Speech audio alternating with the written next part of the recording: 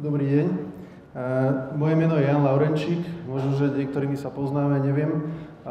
Ja by som možno začal tým, že my z tejto fakulty máme vo firme 3 kolegov a oni mi povedali, že jeden z tých hlavných organizátorov, pán Vojtechovský, má dneska meniny, tak ja mu prajem všetko najlepšie. Tak dúfam, že to je pravda, že ste to nevymysleli. A zároveň by som týmto povedal, že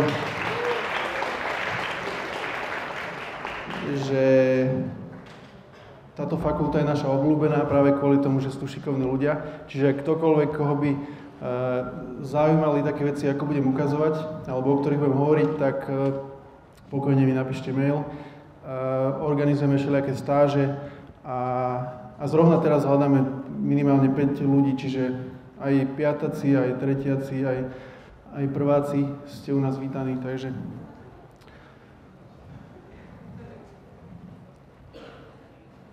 už mi beží čas, tak idem na to. Budeme teda hovoriť o tom, čo je možno, že z tej našej práce taká časť, čo nás baví skoro najviac. A to sú takéto inovácie. My ako agentúra fungujeme asi 10 rokov a väčšina našich klientov boli vždycky nejaké e-shopy alebo nejaké firmy, ktoré si tú našu prácu vedeli po povedzme pol roku odmerať, vedeli vyhodnotiť a povedať, že áno, tie peniaze, čo vám dáme, sú zmysluplne investované, alebo naopak, že neprinášate nám hodnotu a spoluprácu mohli skončiť. No a ako sme vlastne ako agentúra rástli, tak postupne nás oslovovali aj také značky, o ktorých budem neskôr hovoriť, ktoré vlastne oni na internete nevedia merať nič, lebo všetko, čo oni predávajú, sa kupuje priamo v kamennej predajni. Takže aby si človek kúpil to, čo oni predávajú, musí vstať od počítača, ísť niekde autom alebo MHDčkou a tam si to kúpiť za desiatky alebo až tisícky eur. Čiže budem hovoriť taký skutočný príbeh z tohto, respektíve konca minulého roka, kedy sme vlastne získali 2 klientov, ktorí sú obidva veľkí, ale každý trochu inak. Jeden je taká značka, ktorú určite pozná väčšina z vás, ale nemôžem ani jednu z tých značiek menovať. A vlastne je to najväčší výrobca sedačiek na Slovensku. A špecifikom jeho je, že on len do online reklamy dáva strašne veľa peňazí a je to, povedzme, rozpočet na online okolo 400 000 eur ročne a zároveň špeciálne u neho je to, že ten nákupný cyklus v tomto býva dlhý. To znamená, že keď si niekto vyberá nejaký nábytok alebo nejakú sedačku alebo niečo, tak väčšinou to nie je otázka povedzme nejakého impulzívneho rozhodnutia, že teraz som si zmyslel, že chcem sedačku a zajtra ju mám, ale často sa ľudia rozhodujú aj pol roka, niekedy aj viacej. Potom ten druhý klient, o ktorom budem hovoriť, je najväčší predajca farieb a lakov a takýchto vecí v Bratislave. A tam akože veľa vecí, čo som povedal, je podobných, až na to, že ten nákupný cyklus u nich je veľmi krátky. To znamená, že niekto, kto si povie, že ide vymalovať spálňu, tak zväčša to proste do nejakých 3 mesiacov dá, často aj do týždňa a tak ďalej. Takže to sú rozdiely. Inak akože veľmi podobná práca pre nás, pretože obidve sa nepredáva online, ale všetko offline. A oni, ako sme vlastne pre nich pracovali, tak v nejakej dobe, keď sa navrhli rozpočty, tak začali nám dávať otázky, na ktoré sme nevedeli odpovedať, lebo sme neboli zvyknutí na také otázky. A to bolo, že napríklad, že aký rozpočet navrhujeme na kampane na ich hlavnú sezónu. A pre nás to bola otázka, že taký ako minulý rok, alebo o 20% väčší, ale nebolo niečo, čo by nám vlastne umožnilo kvalifikovane na to odpovedať. To znamená, že buď, že dávate do toho strašne málo, treba viacej, alebo dávate strašne veľa, treba menej. Potom sa spýtali, že či môžu ušetriť, povedzme, že máme pozastaviť to, čo je neefektívne pre nich. Oni mali proste kvantum billboardov, mali všelijaké letákové kampane, potom mali nejakú aktivitu na YouTube a nejakú aktivitu v Google vyhľadávaní. A my sme na to tiež nevedeli odpovedať, lebo sme nevedeli, čo z toho vlastne, čo beží, je neefektívne. A jeden z tých klientov mal taký nápad, že v zime nikto predsa nemaluje byt, takže vypnite kampane úplne a spustíme ich, proste, nie toto, to bolo pri tých sedačkách, že proste sedačky sa kupujú hlavne na konci roka, v lete ľudia chodia po dovolenkách, nekupujú, takže vypneme to na leto, spustíme znova na jeseň a nevedeli sme im povedať, že nerobte to, alebo robte to, lebo mohli sme proste len krčiť plecami a posluchnúť. Možno, že tá polovica z vás, neviem, či to je pravá alebo ľavá, ktorí ste študenti, tak ste sa učili o takomto človeku, čo sa volá John Wanamaker. A on je taký zakladateľ moderného marketingu, aspoň teda podľa toho, čo som čítal na Wikipedii. A on je autorom tej známej vety, že polovica tých peňazí, čo on dával do reklamy, bola vyhodená z okna, akurát nevedel, že ktorá proste tá polovica to je. Čiže oni v podstate boli na tom rovnako. Niekde míňali peniaze a nevedeli, že ktorá z tých častí má aký efekt. My sme s nimi absolvovali niekoľko rozhovorov, že ako vlastne oni doteraz sa rozhodovali o tom rozpočte, že či dá do billboardov 100 000 alebo 200 000. A oni fungovali tak, že vlastne pani, čo bola ako predavačka, tak sa každého jedného človeka pýtala, že kde ste sa o nás dozvedeli a potom si robili takú štatistiku, ktorá mohla vyzerať nejak takto, ale nás zaujímala hlavne tá časť, čo je internet, lebo to sme pre nich zabezpečovali my. Ale pre nich to bol skrátka internet, napriek tomu, že robili 20 rôznych aktivít, pre nich to bol internet a viac do hĺbky nešli.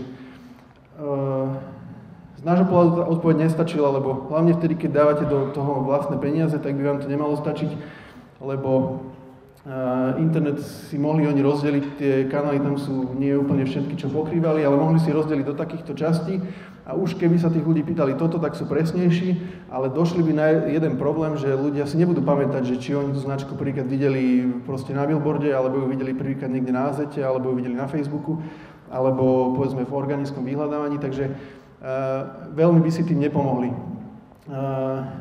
Ako som vravel, oni keď tie rozpočty riešili, tak mohlo to vyzerať nejak takto. Mali tabuľku, pod sebou marketingové kanály vedľa toho sumy a už vlastne ďalej do hĺbky nešli. To bol pre nich ako keby jeden spoločný výdaj za internet a naopak my sme vlastne s tými našimi ostatnými klientami boli zvyknutí pracovať takto. Vedeli sme, že povedzme, že ku každému kanálu priradiť nejakú relatívnu návratnosť. Ani nás veľmi nezajímala tá presnosť, že teraz že či je Facebook reklama má návratnosť 100% alebo 150%, to nám bolo jedno, lebo dôležité pre nás bolo také relatívne porovnanie. To znamená, že keď zoberieme dva kanály, ktoré sú porovnateľné, napríklad neviem, nejaká display kampaň v Google sieti a nejaká bannerová kampaň na Azete, boli pre nás porovnateľné kanály, tak sme vedeli povedať, že keď má jeden návratnosť 50%, druhý má 80%, tak keď ideme na tú efektivitu, tak budeme tlačiť peniaze do tej, ktorá má vyššiu návratnosť. A keď to porovnáte s týmto, tak vidíte, že vlastne tam sa skôr môže človek rozhodovať podľa nejakých trendov, že povedzme bol na konferencii a teraz povedali, že frčí YouTube reklama, poďme tam dať 10 000. A tak vlastne to aj fungovalo. My sme sa s tým neuspokojili a priznám sa, že nám to trvalo asi rok, kým sme to vyriešili, lebo implementácia niečo takéhoto vo firme, čo má povedzme 15 predajní, nie je vôbec jednoduchá, to len v jednej krajine a riešili sme to pre 2 krajiny. Takže ten princíp bol, že my vlastne o človeku, čo príde na web toho klienta, vieme skoro všetko.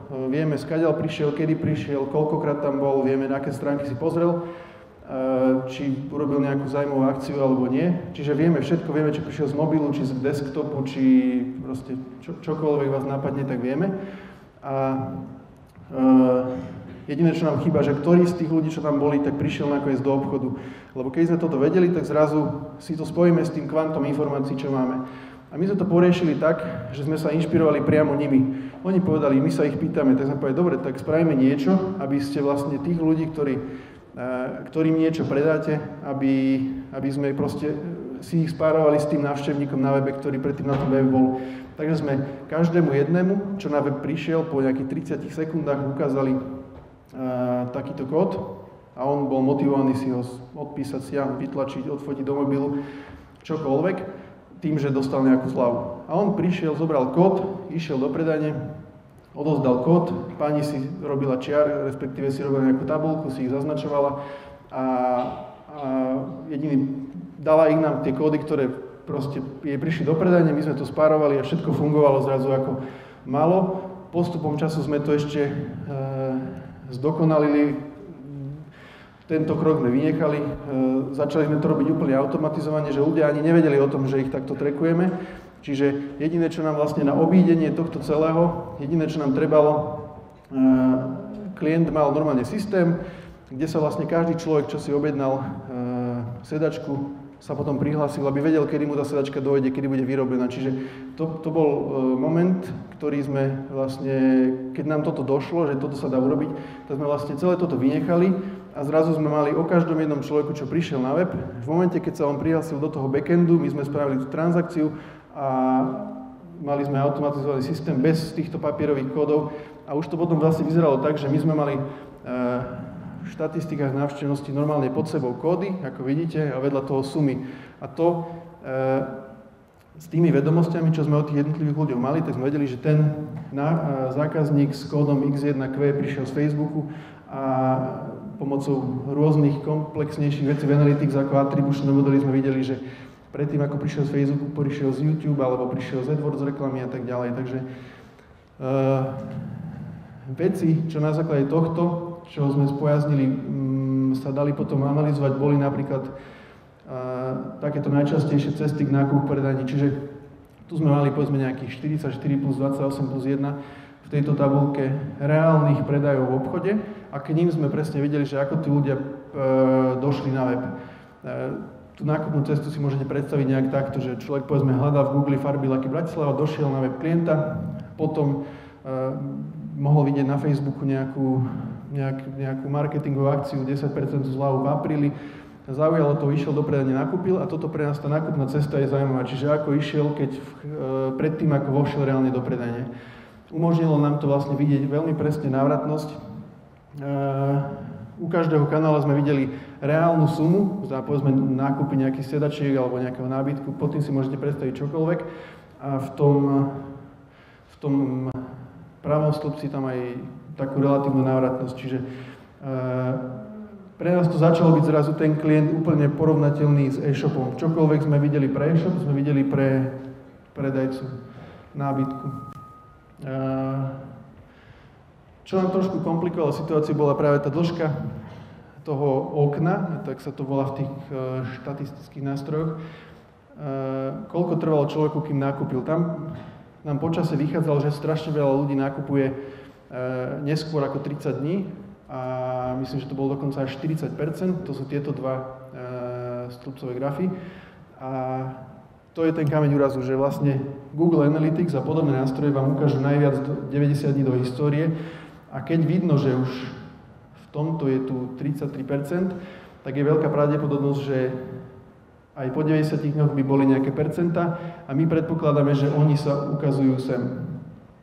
Čiže tá štatistika bola deformovaná, že až narazili sme proste na limity štatistického nástroja, čo používame na tom klientovi. Takže, ale reálne toto boli čísla, čo sme vedeli konfrontovať s ich názorom, kde oni tvrdili, že podľa nich väčšina ľudí si kúpi sedačku alebo nábytok do mesiaca odtedy, keď začnú o tom rozmýšľať. Tu už táto štatistika bola zjavná, že to není pravda. Takže že síce to je väčšina, ale nie akože nejaká drvivá. Ešte mám 12 minút. Čo z toho majú naši klienti?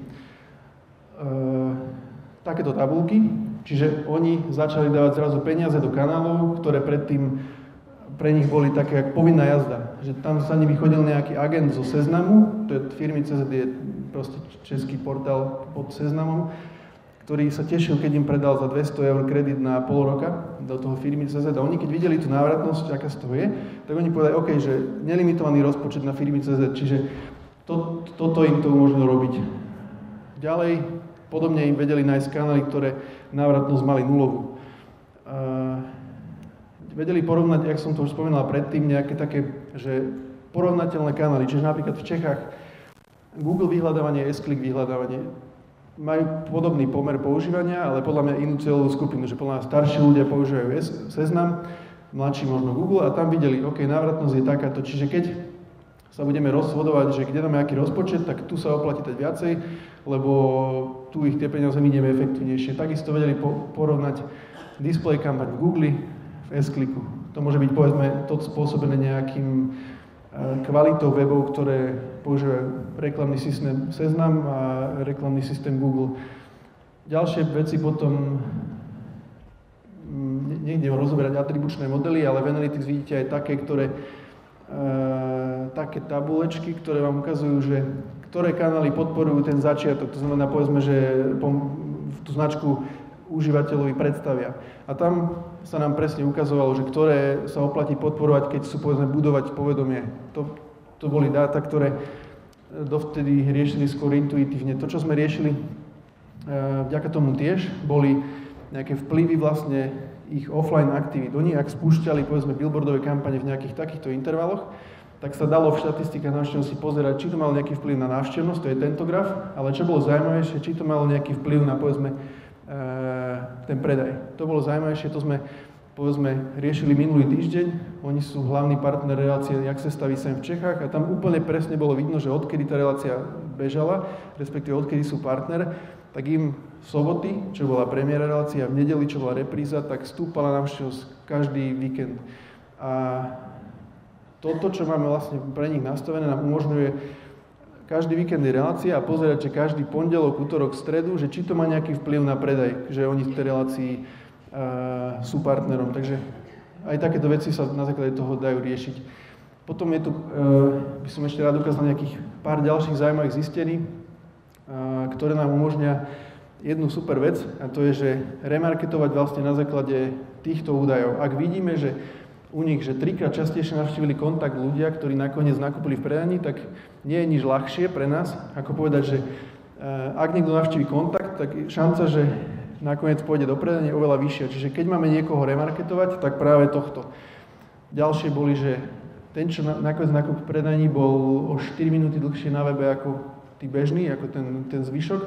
A opäť, to bolo pre nás signál, že keď niekto je aspoň proste tento čas na webe, tak je šanca, že nakoniec skončí v predaní oveľa vyššia.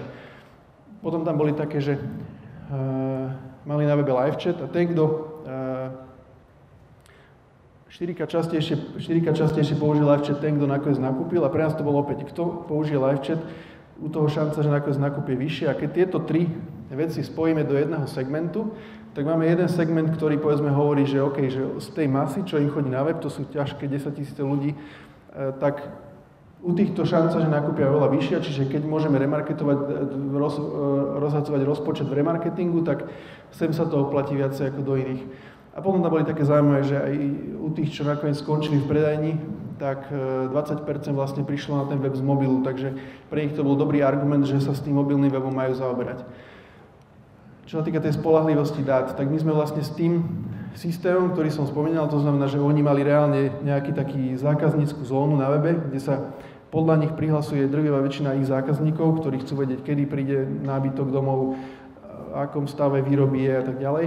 Tak podľa nich sa drvivá väčšina do tohto nástroja prihlásila a my povedzme z dát, čo máme od začiatku roka do marca, vieme trackovať asi 70 až 80% reálnych objednávok v obchode. To znamená, že 70-80% ľudí prejde im cez web, keď ide kúpovať sedačku.